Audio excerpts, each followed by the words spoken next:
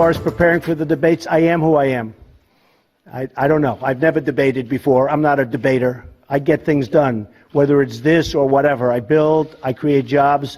Donald Trump telling reporters in Scotland yesterday he isn't really concerned about the upcoming debate next week. As we gear up for that first GOP debate of the campaign, Trump continues to soar in the latest polls. For example, this survey from Gravis Marketing in Iowa shows a commanding lead for the Donald.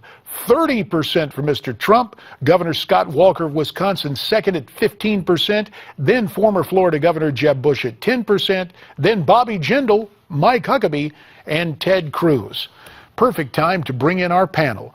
Skype actually calling us via telephone where Illinois meets Missouri as she's out talking to voters. Scottie Nell Hughes, the news director of the Tea Party News Network, and Skyping in from Fort Lauderdale, Florida, Ed Pozzuoli, the president of the Tripp Scott Law Firm and the former co-chairman of Jeb Bush for governor back in the day. Ed, let's start with you. Now it's Jeb Bush for president. At the outset, he was the favorite. Can Governor Bush regain his place at the front of the pack?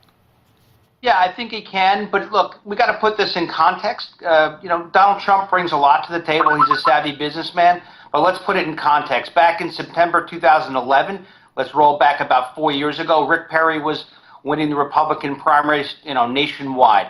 By Halloween, Herman Cain was winning the primary, and by around just before Christmas, Newt Gingrich was winning the primary, and then again in February, Rick Santorum took the lead, but then thereafter, Mitt Romney won the nomination. So we're up for a bit of a volatility. We have a number of quality people running, and this is going to be a marathon. It's not a sprint. All right. The volatility of the polls noted from the 2012 race.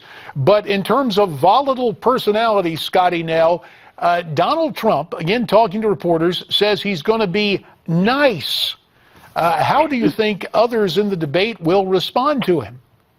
Well, that's the thing about him being nice. He probably will be nice. And he is true. He's never had to debate this. He's always been at the top. He's always been the leader of the boardroom.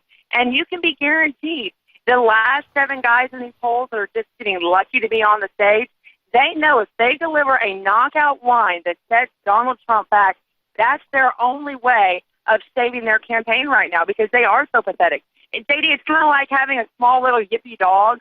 They won't kill you, but the more aggravated they get, they can sure annoy that fire out of you and do a little damage.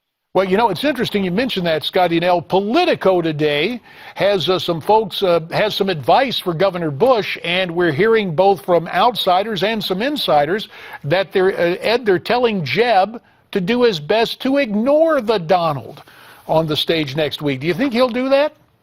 No, I don't think he'll totally ignore Donald Trump, but Jeb Bush has a message. And he's got to be able to reintroduce himself to a lot of voters who don't know the success that he had as the Florida governor, why he may be different than his brother, and what he brings to the table. I think he can't miss that opportunity. And with 10 people on the stage, he's only got to have a short snippet in time to do so. All right. Speaking of time, we have about 2.5 minutes left. And since Trump is outside the nation, it's worth noting that a lot of people asked him about international relations, specifically our relationship with Russia. Let's take a listen to what the Donald had to say, and then we'll get your reaction. I think I'd get along very well with Vladimir Putin. I just think so. People would say, what do you mean? I think I'd get along well with him. Obama and him, he hates Obama. Obama hates him. We have unbelievably bad relationships. Scottie Nell, what about that? That almost sounds like shades of George W. Bush. Remember, I looked into his soul, and so, or is that a misinterpretation? No, that's a very good point. And the key is, one, you can't do any worse than what we have now. I mean, maybe you can, but the truth is we're sitting here opening up ties with communist Cuba. We've got issues with Iran, obviously, and, sitting there already baking and getting their oven ready to bake whatever country they want to do with this nuclear deal. You can't do any worse. And the key is with Donald Trump, he's already worked with these countries. He already knows the ways. I can guarantee people like Mike Huckabee, Pataki, all of those guys, they might have gone there on vacation, but I guarantee they've never had to actually deal with the economy and the people negotiating it. So, this is actually Donald Trump's strongest suit in international relations because this is where he shines. Ed, let me ask you about Jeb Bush.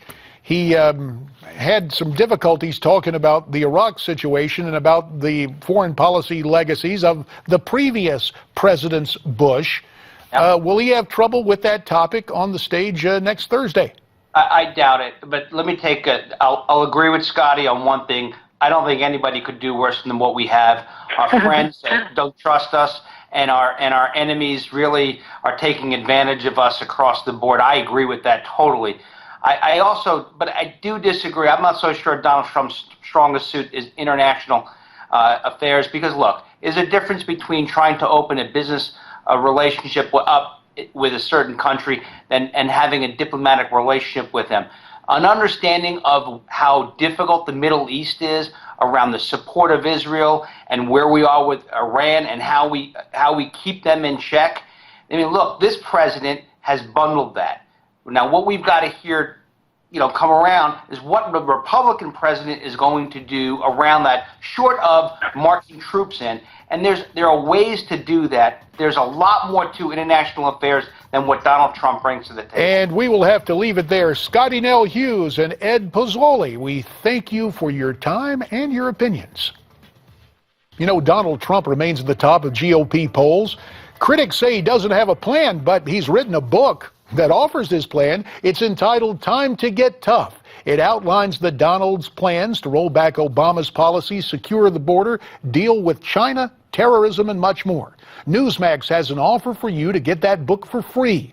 Go to newsmax.com/Trump book and get your copy today.